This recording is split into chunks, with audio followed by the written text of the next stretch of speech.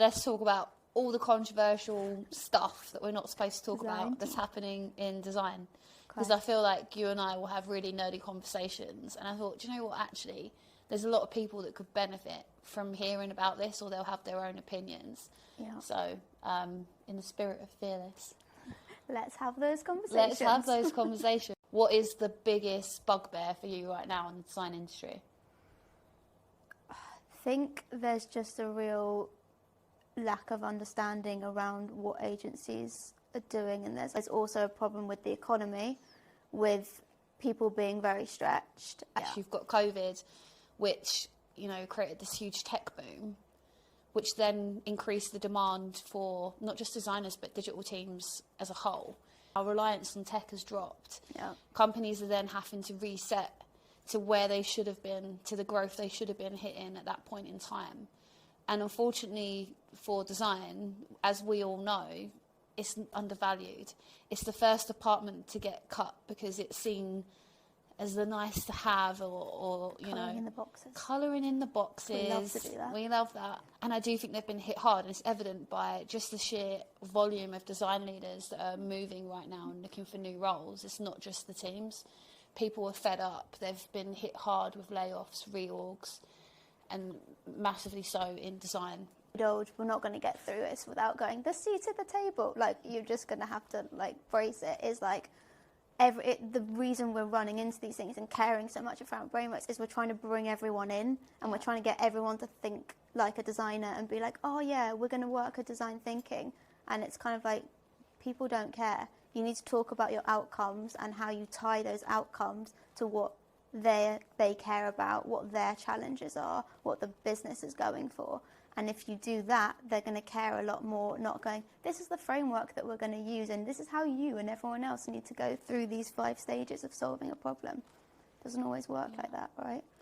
I think, you know, like I say, it's important that people know you have a process, but I don't think that's the golden nugget that people should be chasing. I think, are we talking about the things that really matter? It's about the team dynamic. Yeah. If you're buying a team to deliver the work for you with an understanding that they're going to be accountable for it, you need assurance that team can do it. I guess my question is it an ego thing in our industry that people get really, you know, attached to their title because it helps them articulate what they do and so forth? I mean, is that the reason you want access to C-suite? I don't know. Sometimes maybe you don't need it or you shouldn't have it, because I actually think if you try and really push and try and break into a room in some ways that you're not ready for, you could potentially do even more damage. So I don't even know if we've discussed this, I have a relatively controversial opinion. I don't know, I'm going to test this out as to whether you think it. I don't think it's about getting a seat at the table, I think it's at a table. And I think there are probably multiple tables at every level. So every level, if you talk about if you're in a cross-functional squad, even as a junior, you've got a table there. And every point you go up, there is a table to have a seat at. And you should be working with your kind of peers at that level to be making decisions. And if you put a table at every level, it then makes less of a stigma around getting a seat at the table, because you've just got a table where you're at and where you should be and where you can have impact. I love that. Do you? It's brilliant. I really like it. I mean, I think it's kind of makes me think of that saying, you know, the best leaders are those that don't have the title and lead because they choose to, right? And I think that that's true at any level. You're right, there is always a table to participate in. I mean, my belief on this topic is burn the damn table and make a new one. I mean, you know, build your own. Build your own table, and then you IKEA. get to decide who you invite to it, is kind of my philosophy. I think there's a time to... When you're employed, obviously, it's a different story. When you're self-employed, build your own table. Yeah. If I have to fight to get at the table, then it's probably not a table I want to be at. I would rather look at how I recreate one to open it up for other people that don't look like the stereotypical founder or CEO or design director. How do I create a table for those people and create a space for them? you create a new community called 50 and we make our own table. There you go. There you go. Made our own Although damn I table. do think, though, that to that point, I'm going to be like, challenge accepted. You don't want me, I'm going to show you why you want me. I'm going to show you what you missed. Show you what you missed. As we know, it has offended some people that they But we wouldn't be fearless that they without can't sit it. with us at our table. But honestly, I've said this before, it's not about creating something that only the cool kids can be a part of. It's doing it within our means. If you're going to do it, bloody do it and do it well. Otherwise, don't bother, because it's your reputation on the line. And I think with 50, the only reason it was capped is for that, to respect our capacity.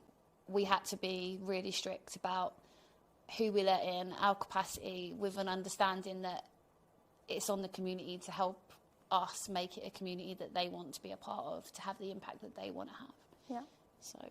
I think it's also the differentiator, and whether that's a differentiator in a good way or not, to be determined. There's always going to be someone with a view of it, right? But there are so many design communities out there, and we did our research. We drank our own medicine, we spoke to everyone, and we placed ourselves and our ideas against matrices of all the other design communities. We looked at what they are, what they're offering. We spoke to people who are in there.